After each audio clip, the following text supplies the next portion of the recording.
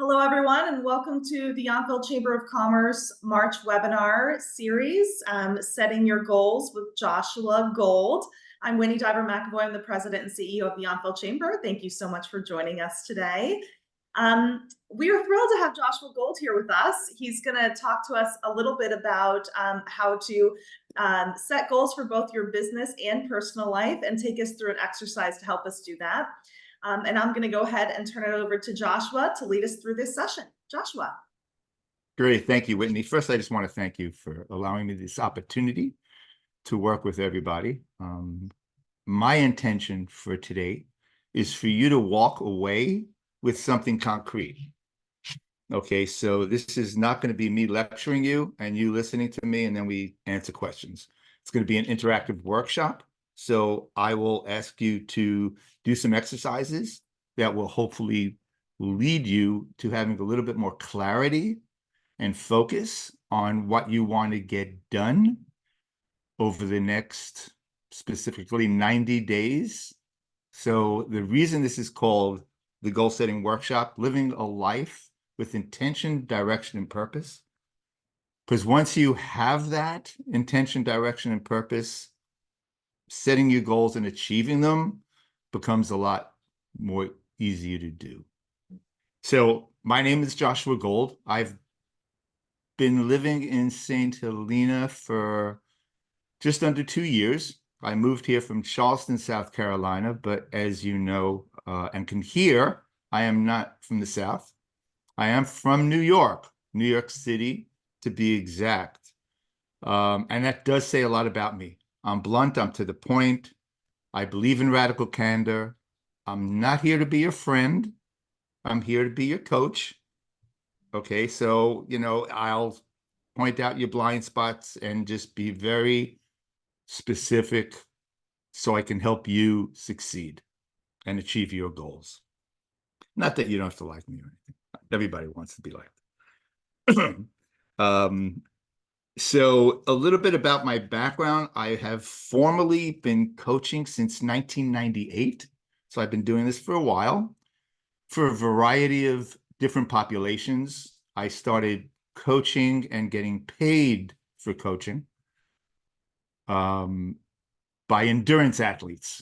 So I still do have a handful of Ironman specific triathletes that I work with. I also was an Ironman athlete for many years.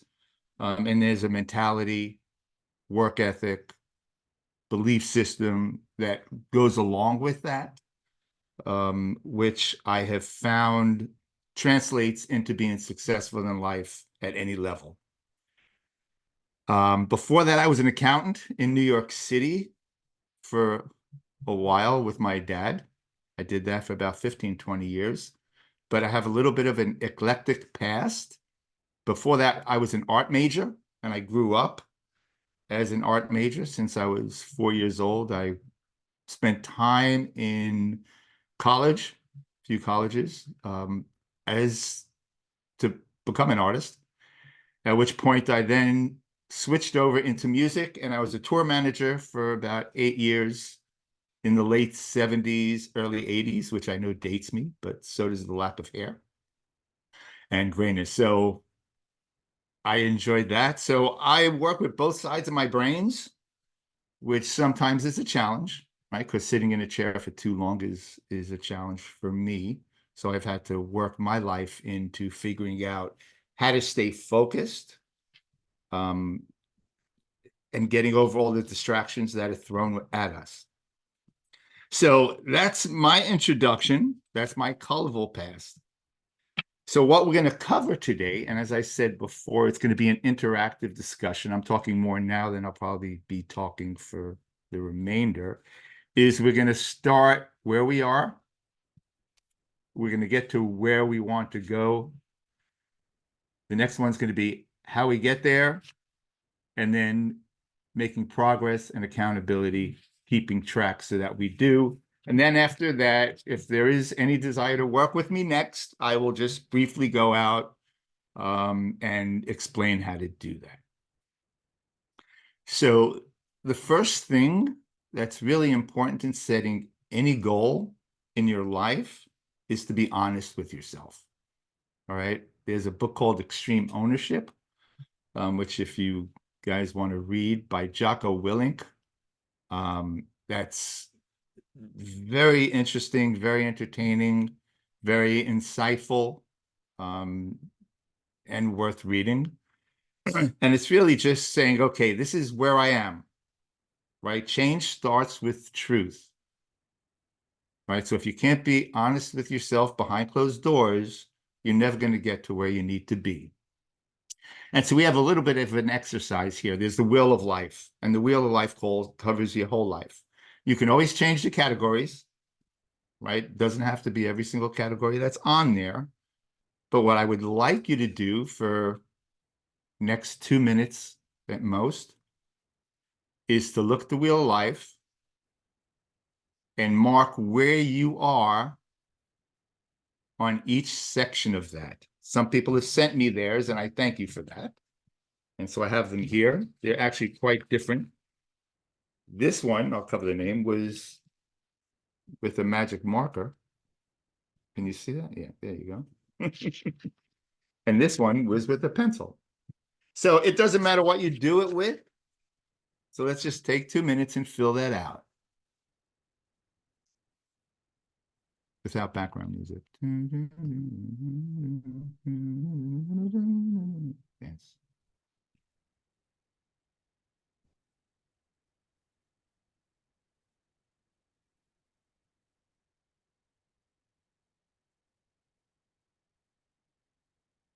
Or if you want to just raise your hands when everybody's hands raised.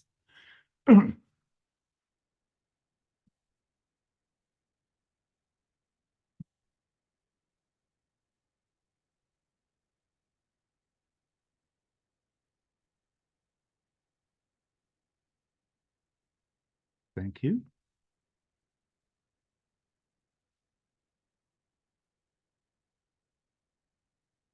Right. I know Douglas is done. Everybody's so cooperative. Did you put everybody on mute? Is that why everybody's? Oh, okay. It's so quiet here. It's almost like the silence is distracting. Yeah, Almost. I did put everybody on mute. Beth, hold Okay. closer because I can't see what it says. Oh, Say yeah. it again. Yes, Oh, Beth, Joshua, Beth, she sent you hers. Were you with pencil yes. or colored marker, Beth? I guess it doesn't matter. But Oh, I covered the name. This is. okay, yeah. Yeah, Okay, good. yeah. So he has yours. Okay, good. I have yours. Perfect. Thank you. I wasn't going to necessarily read them, but Yeah, no worries. I just want to make sure you knew you had it. Okay. I got it, Beth. Perfect. Is everybody good? Jeanette, can you hear me?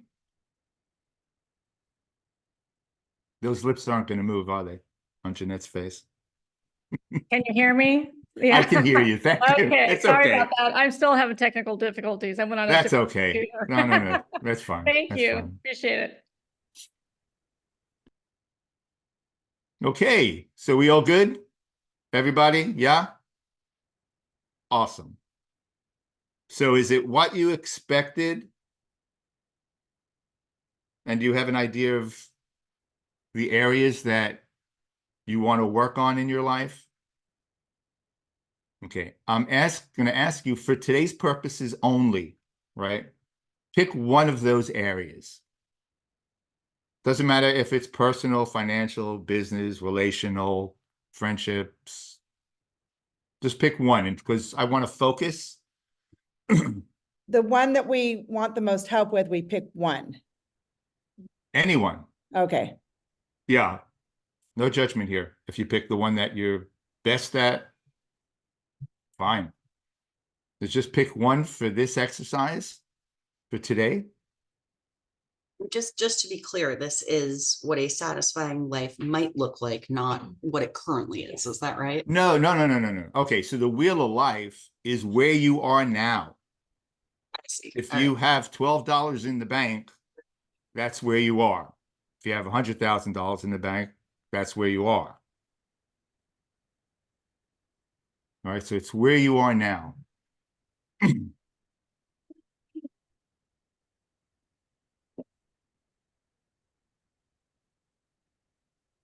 because that's where it all starts from. Tomorrow it might be different. You hit the lottery later today. Tomorrow's real life looks very different, right? So, you can do this as often as you want to. But the whole point of when you do goal setting, this is just a tool. When you're doing goal setting, you need to be honest and be, okay, where am I today? Because that's where you start from. You can't start from where you were. You can't start from where you're going to be. Right? So let's just start where we are. The next thing, and I call it look backward to look forward. Okay, so if you take the last 90 days, and for this conversation, we're going to work on a 90-day, what I call sprint, right? So you're breaking your year down into smaller sections so you don't get totally overwhelmed by the goals. So if you look back at the last 90 days, think about what worked for you,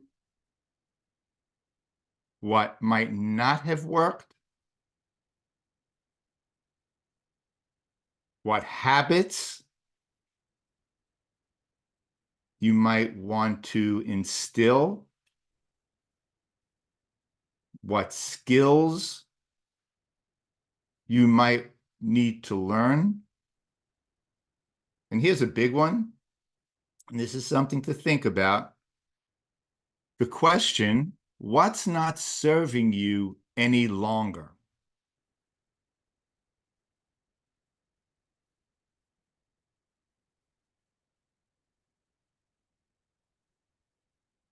Just jot down those things.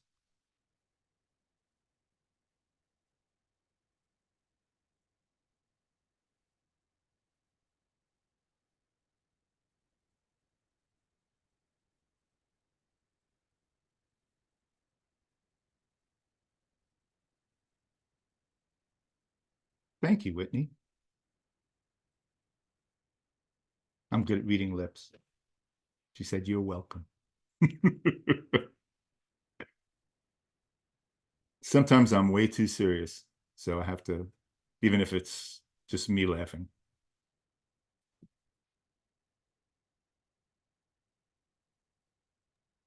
I'm sorry, Josh, I didn't quite follow all of the questions. That's okay. Yeah. It's really, it's what worked, what didn't.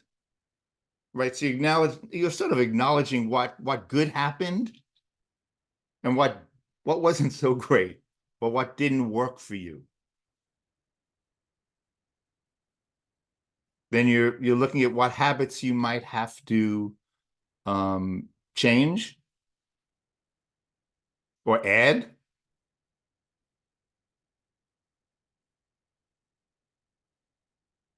What skills you might have found you need to develop moving forward.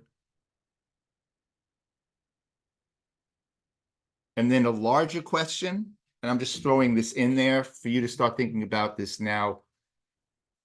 We can go off in a whole different tangent, but what's not working for you any longer?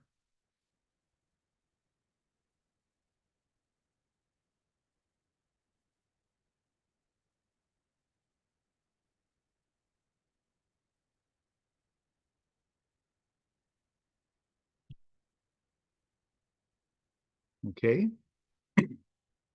So we have a picture of where we are today, right now. Right, so we have starting to build a little bit of a scaffolding, a skeleton, a picture of where we are today.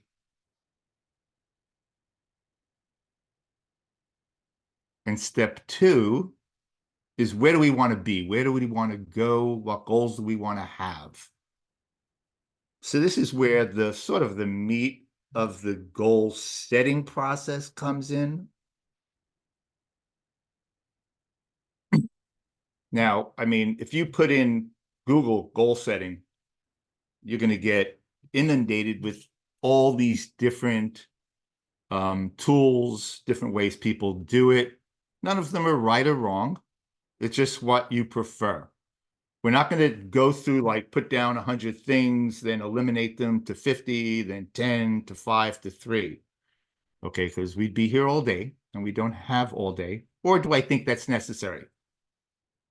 I think you guys have a good idea, at least for this session, of wherever you were on the wheel of life, what you want to achieve over the next 90 days.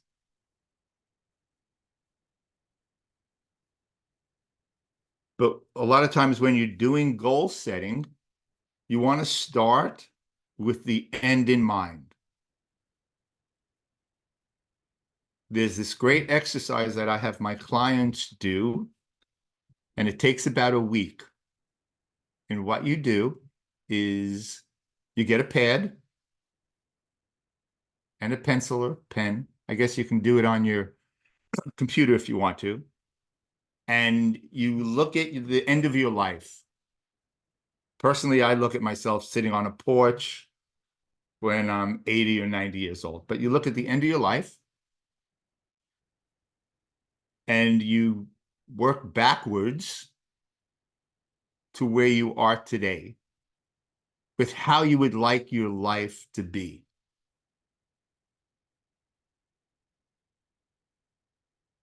And you try to do it in much detail as possible.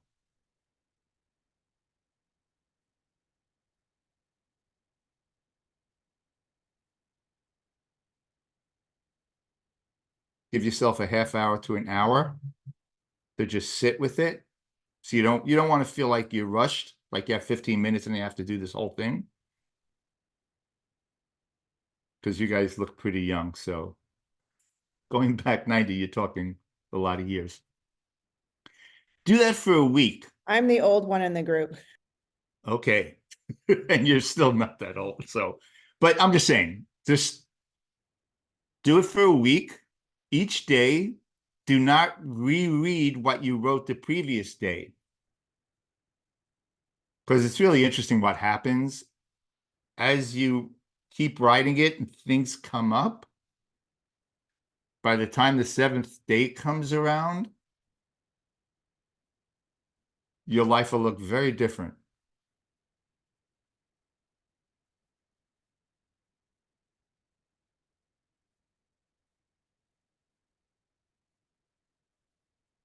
Right? So you're just sitting there and say, what has to happen? All right. Just an example, if this is a little unclear and a little bit esoteric,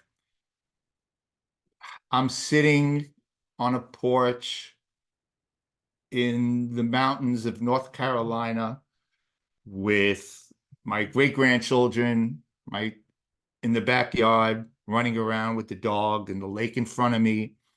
And I have a home in St. Helena, California. And my business was X, Y, and Z. And I look back at how my business got there and the relationships that I've had in life and how I raised my children and what I was able to give them and not give them. And you really get very detailed coming back to today. So once you're there, you now have 20, 30, 40-year goals. Then you have a little bit of a roadmap of how you would like your life to be. Stephanie, if that answers your question, that part of it.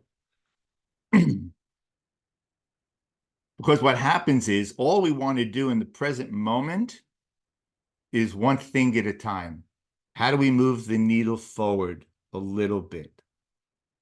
Right? There's the saying, just start where you are and take the next right action. Probably everybody in this room at some point, deals with procrastination. With all the distractions that are thrown at us, we have these huge goals, and all of a sudden, we do absolutely nothing.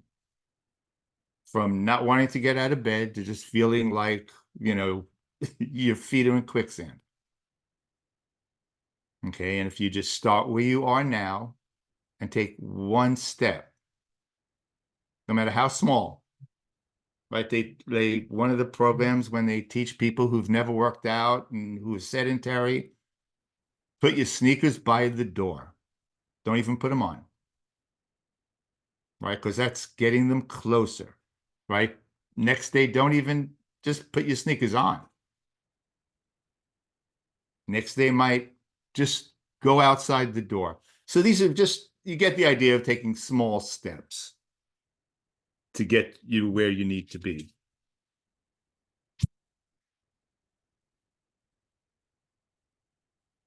So we're only talking about 90 days. All right. Write down 3 things you would like to accomplish, 3 goals that you would like to accomplish.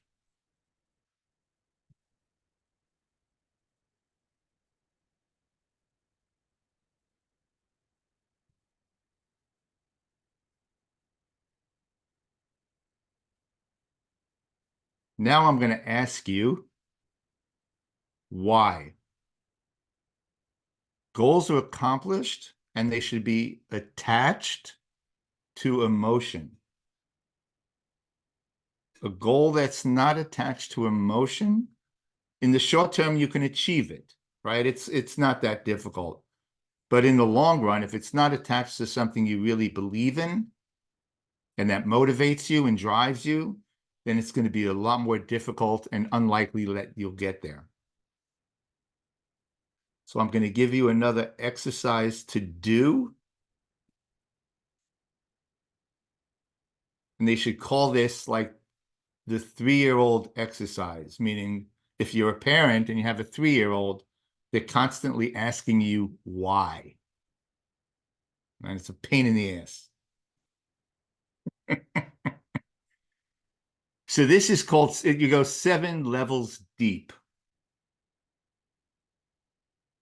Some of you might have heard of this, might be called something else, but you ask yourself, all right, so let's say I want to, over the next 90 days, I want to have 5 more clients. Okay, so I ask myself, why? Well, I want to have more revenue so I can go on vacation. So you ask yourself the other level, why is it important for you to have more revenue and go on vacation? Well, I want to have more experiences, and having more money gives me the freedom to do that, to travel and the freedom of time. Then I ask myself another question. Why is the freedom of time, the freedom of experiences, why is that important to me? Because I have relationships that I want to share more time with. Yeah. And you just keep going 7 levels deep. By the 7th level, you get real deep because it's not, it's the compounding effect, right? So 1 penny put away for 30 days, you have like $1 million or something like that. It's not putting 1 penny away. It's 1 and then 2 and then 4 and then 16 and then 30, So if you want to be really vulnerable and just sit with yourself and have goals that once you go 7 levels deep, you really understand why you're doing that superficial thing that you think might not have as much weight on it, you'll get there. The next thing I want to share with you, and this is another, and some of you might have read this article. The question is, and this is like your North Star, will it make the boat go faster? And I want you to all write this down. And you want to put it somewhere where you will see it and you will understand why in a second.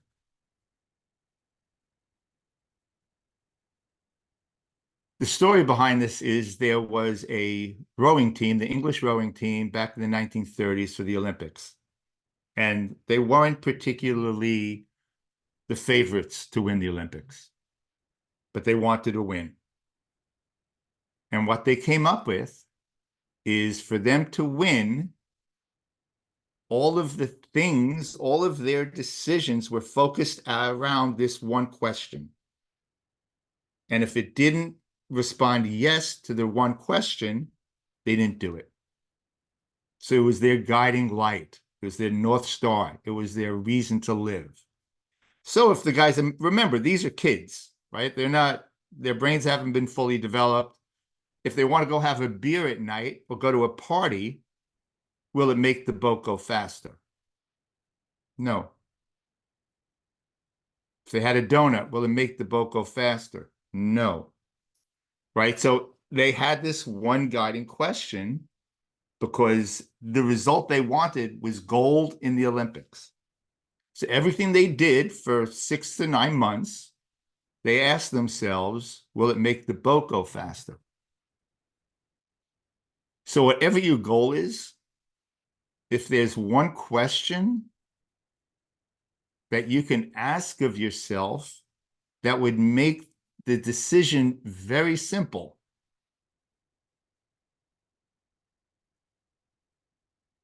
Not easy, but simple. You will get to your goal that much faster because it'll be that much clearer, and your ability to focus on what needs to be done.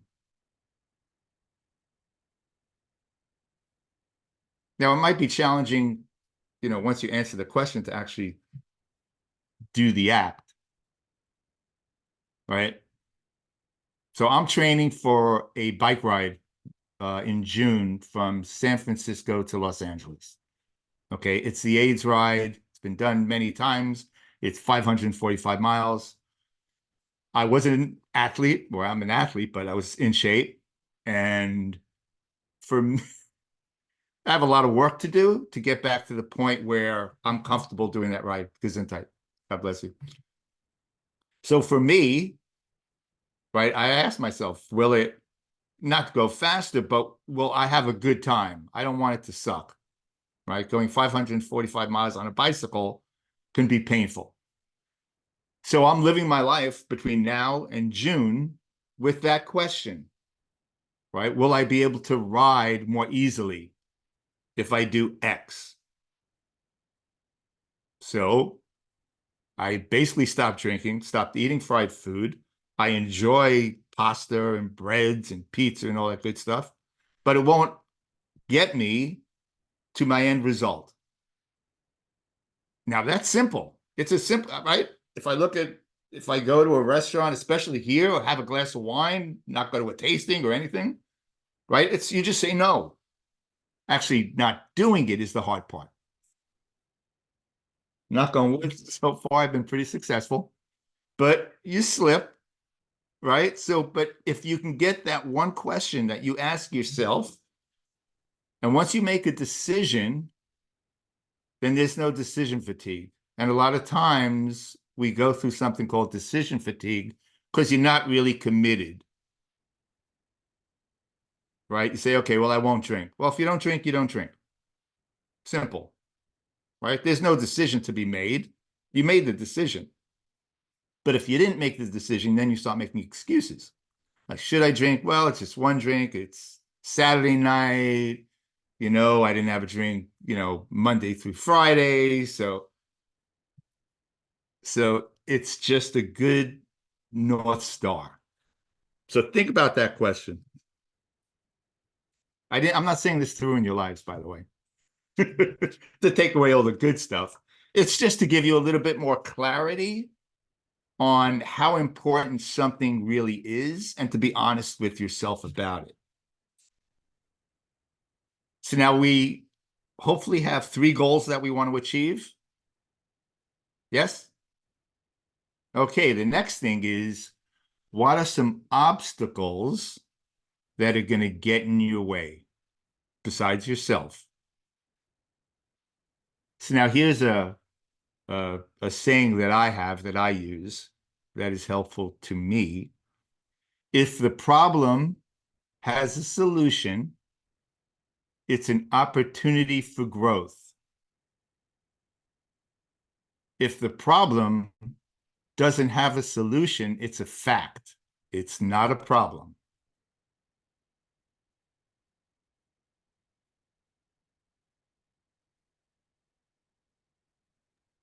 You write that quote in the chat for me. I can actually, that I can do. Chat, here we go. I have a feeling I'm gonna do a lot of hand lettering practice with all these quotes here in a little bit.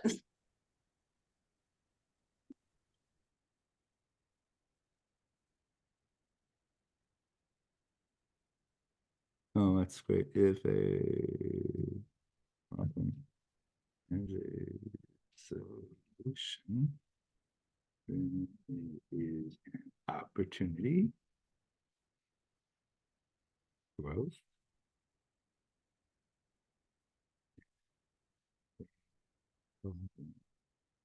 Well, if there is no solution,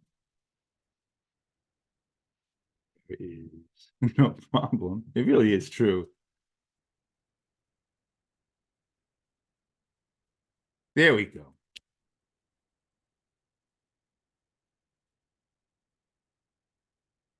So here's another way of learning how to prioritize your goals. Right, because that a lot of times is once you have the 3 goals that you want to do, is like which one's more important, right? And there has to be some level of importance. Otherwise, if everything's as important as the other thing, then you're going to end up doing nothing. So there's something I call E3 cubed, and I don't know how to type out cubed. I've been trying. So this is some intellectual property I've been putting together. And if you want more information about this, I'll be glad on doing a whole thing on E3 cubed. And you might find this interesting. In our lives, my belief is that we all have essential functions. Okay, whether it's in your business or your personal life, a lot of times it's easier to identify in your business. So let's say I'm going to pick Whitney. Right? There are 3 things that only Whitney should be doing. Whitney's probably doing 25 things, right? But the fact of the matter is you can't do that many things well. You do it, but you don't do it well. But there are 3 things that Whitney and everybody here in the room does really well. Once you can identify those things, and that could be a wish list. Whitney might say, okay, listen, this is where we are with the chamber. These are the 3 things that I ultimately want to only be doing, and that I need to hire 3 more people because they need to be doing things that they could do to really run an efficient ship. So let's just say, so Whitney has 3 things. I don't know if she could, do you know what they are, what you feel they are? Yeah, come off mute. I mean, I think if I were just to think, these are not my 3 goals, but if I were to think about the 3 things that I should be doing. These are functions. These aren't goals. It should be like being out in the community more, selling more memberships, and then leading our team. Those would be Okay. 3. Great. So those 3. For me, it's content development, marketing, and delivery. Right? Delivering I'm doing now, right? Content is development is, let's say, E3 and the intellectual property, and then business development. So of those 3 functions, each one has 3 goals, whatever they might be. The reason we pick 3, and usually it's between 3 and 5, because anything more, you just don't get done. And there's science behind that. And then once you have that within your 3 functions and your 3 goals for those functions, you have to prioritize them because they're not all weighted. Once you establish that, you could plan out each day because it becomes really clear what needs to be done, who it needs to be done by, and when it needs to be done. So I look at that as like a scaffolding or a structure to hang any action plan that you want to move forward to.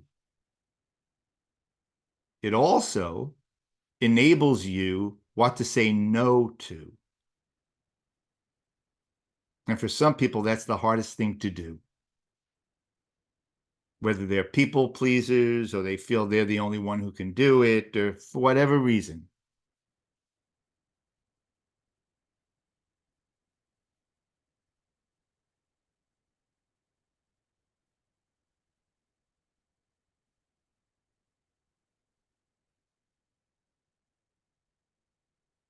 So other than Whitney, would anybody like to go through this exercise with me? And if you have obstacles that you feel are going to get in your way, if you want to have questions answered regarding specifics. She's smiling. Stephanie, would you like to, I mean, what, do you have a goal? I'm going to just. I do. I've got a room full of people behind me too, so Oh, I didn't want to okay, take all the right. mute off. If you don't want to, No, so no, it's funny. I have a lot of roles in my job. I'm primarily the wine club manager, but I'm also in marketing and events, and I pour wine and I do outreach and I go to all of the Yountville chamber mixers. So, prioritizing what needs to be done on a daily basis is really critical for me. So, Okay. I have to-do lists, and I've tried, writing everything down, and all the productivity training that I can. But yeah, in terms of what my essential functions are, it would be make sure the wine club continues to run for today, whatever function that means, like whether that's processing orders or dealing with shipping problems, like keeping the wine club moving is priority number one. And then the priority number two would be make sure we're not dropping any balls in marketing for the things that I'm responsible for, like winery competitions, outreach, pourings, all of the things that we're scheduled for. And then priority number three is I'm also in the admin office answering phones and taking reservations. So, making sure that I'm available to do that as well. So yeah, I've got so quite let a me few. stop you there for a minute. So yes, you do, but I just want to broaden it a little bit for you at least. So you're in charge of the wine club. Mhm. That's one. The other thing is the marketing. Mhm. The third thing is admin, Mhm. right? So those are your three functions. Okay. Then each day you're going to have goals in those functions. Not a lot of what you were just talking about, which is overwhelming. It's all the minutia Mhm. of it. Yeah. Right. So I'm talking a little bit of a bigger picture, and that's why I thought it might be good to use an example. Is everybody on mute except for Mackenzie? Yeah. Stephanie, I mean, everybody else is on mute? I think so. Yeah. Okay, great. So I'm just saying the background noise is from you, which is fine. That's okay. No, that's okay. That's I can't talk to you unless you do have that background noise. So if you have, the functions, those three functions, of those three functions, you have three goals. Of those goals, you have to decide what's important, right? And what's more important than another. Now, here's the other thing this really helps you in terms of having conversations with other people, meaning your superiors. Mhm. If you can speak to them and say, listen, this is what you've hired me to do. This is what I'm doing. These are all the other things. Which one would you like me not to do? Because I can't do all of them. You tell me. Right? I understand you want me to do A, B, C, D, E, F, G, H, I, J, K, all of them, but that's not a possibility. Mhm. So if you say, I hear you, I understand, you pick what you don't want me to do.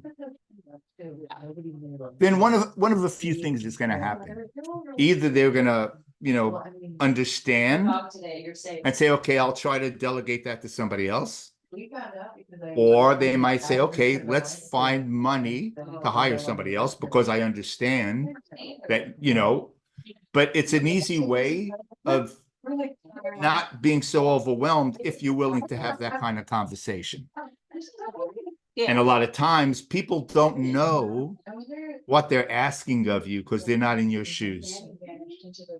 They don't know how overwhelmed you are, right? We're making assumptions, and we do that as people. A lot of times we make assumptions about the stories that are told. Yeah.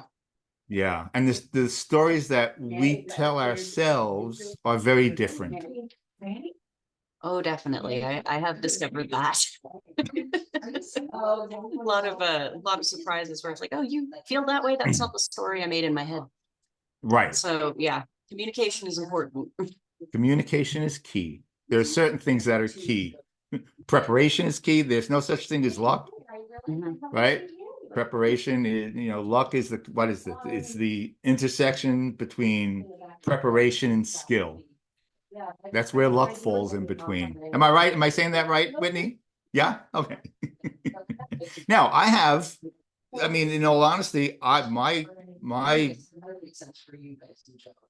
fault sometimes is preparation. Because preparation takes time and minutia and slowing things down and being able to sit at a desk. And that's always been my flaw, right? Part of it's I'm ADD. That's why I was a great triathlete. I can swim, I can bike, I can run, I can lift weights. I mean, I'm all over the place. Anyway, it's just a matter of being honest with yourself so you know what needs to be done. So what are the obstacles what are 3 obstacles that are getting in your way that I might be able to give you a little bit of guidance? Well, I really liked your phrase, if it's a problem with a solution, it's an opportunity, but if there is no solution, it's a fact. Okay. There are a couple of people in key positions here that affect how my wine club runs. And they have been obstacles in making the wine club run efficiently or smoothly or without me having to deal with lots of angry members. So, you know, I don't know if there's a solution for this. So it may just be a fact that this is going to be a hurdle for me every month because we have a monthly wine club. And I have tried being extra prepared. I have literally walked over to their office and just stood there and like, what is going on? I've given them extra notice when things are coming. Like it seems like no matter what it is I do to try and resolve the problem, I'm not getting anywhere. So yeah, I'm kind of looking at that as like one of my biggest obstacles for, you know, my goal is to have the wine club run smoothly and efficiently so we can continue to grow. Because if our systems don't work when we're this size, then they're not going to work when we're bigger and they're going to be bigger problems. Right. So yeah, that has been one of my biggest obstacles is trying to figure out how to maneuver and succeed when I've got this issue in the way. So something you might want to think about, and I'm just going to throw this at you and you just sit with it. And I have if you get me your email, I'll send you a list of questions. Are you asking the right questions? Okay. Right? You very well might be because you're coming against something that's probably happening every month and it's probably frustrating. Yeah. And you're very much in it. It's almost stepping outside of the box that you're living in. And is there a question that you could be asking that you're not aware of right now? I'm not saying you are, that would change the whole thing. Because it could be very simple. I'm not saying it is, but sometimes it's asking different questions. And are you asking the right questions? Yeah, if there are other questions that would lead to other opportunities, results, solutions, right. ideas, yeah, I'm completely open. I've run my brain dry. I'm really not sure what else to do. So if you email me, right, because I'm going to forget, hands down, I will be more than, and I have a list specifically for this type of thing to sort of work through it. And it would be with the other people, obviously, because they need to be part of that conversation. Okay. Mhm. Just let me know, and after this, I'll get them to you. Perfect. Sounds good. Okay, so the last part, step 4, and we have about 10 minutes, so I'm gonna sort of rush through this, but I won't, is tracking progress and accountability. So you can be working and seeing what's going on, seeing how helpful it is. Like I said, let's pick 90-day sprints. Okay, so April, May, and June. Right, so that's the second quarter. Right, have your 3 goals, have the obstacles, and there are things that you need to set up to be successful. Your working environment is really important to your success. I can't stress that enough. Right, whether it's a neat desk, whether it's a quiet workplace, setting up your day the night before, so when you come in, you know what you have to do. Trying to put systems and processes in place to make your life go easier. So routines. We brush our teeth every morning. It's not a big deal because we've been doing it for so long. I journal. I have a morning routine. I do the same thing every morning. I get up the same time. I journal. I say gratitude. There's a routine that I do that sets me up to have a productive day. Now, does it always work? No, absolutely not. You know, I'm not any different than you are, right? The distractions come in. I have coping mechanisms that I use. There's software you can put in place. There are a lot of tools. So once you set up your environment, you have to learn how to deal with all the distractions. Okay, easy way is not to have them. Turn off your alerts, turn off programs that you're not working on. There are software, one called Freedom, which is a software that it won't allow you to get on programs for certain hours of your day, right? If you don't want to answer emails and have alerts come in and have time block time to do deep work, then you won't be interrupted. And when you want to try to go into it, they'll say no, right? I have something called the parking lot that a lot of times you do when you do presentations, but like right on my wall, I have sticky pads like all over the place, which you can't see because you might think I'm a little bit nuts. But I have big sticky pads and then little sticky pads on the big sticky pads.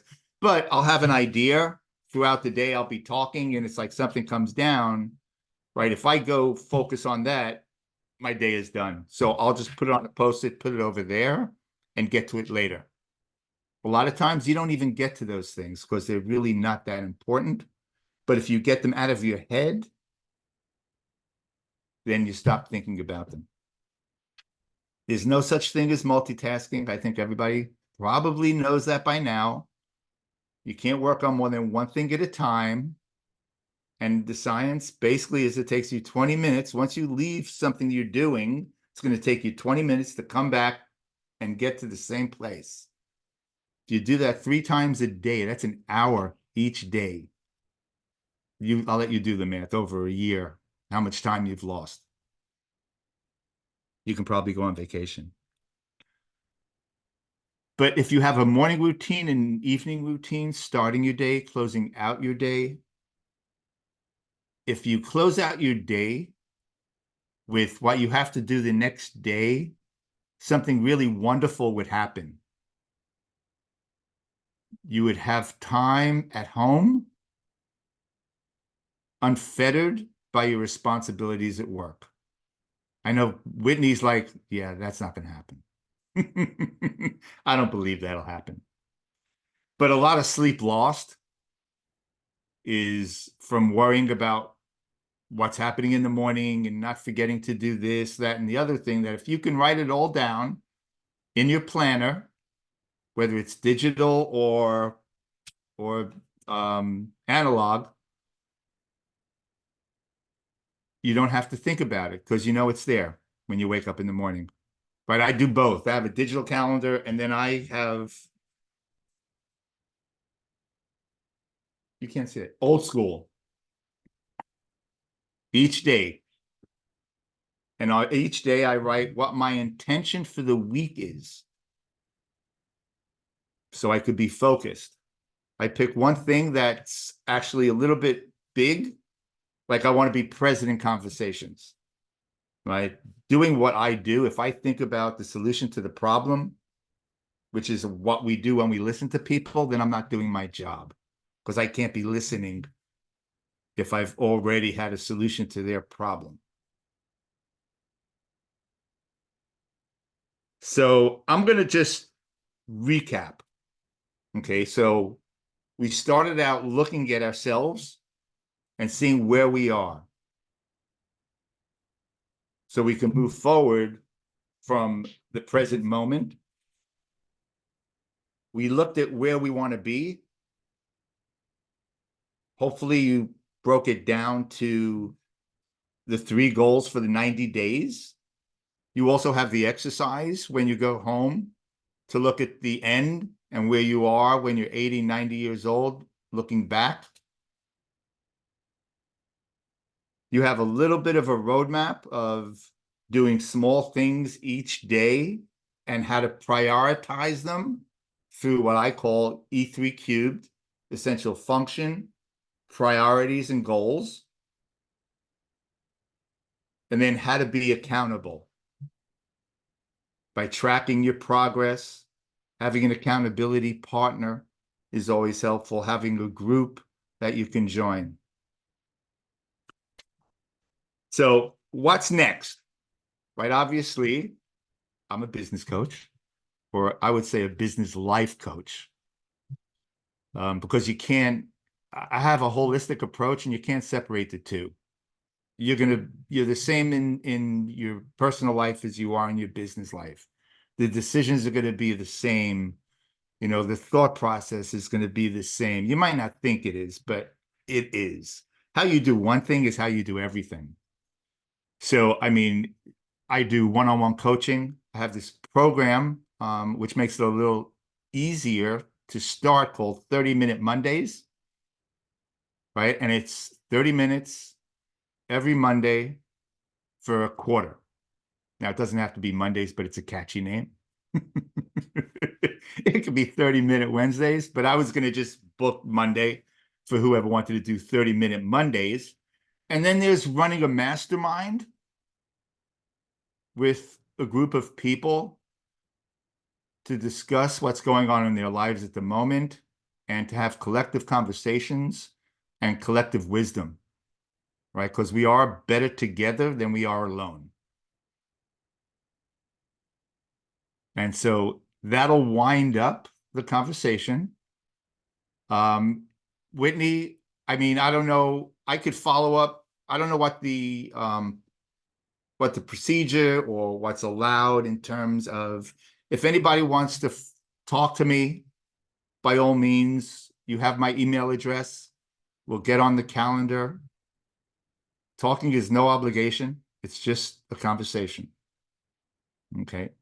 And the next time you see me or I see you at a networking event, I'll say hello. No. Whitney, thank you for the time to talk to these lovely people.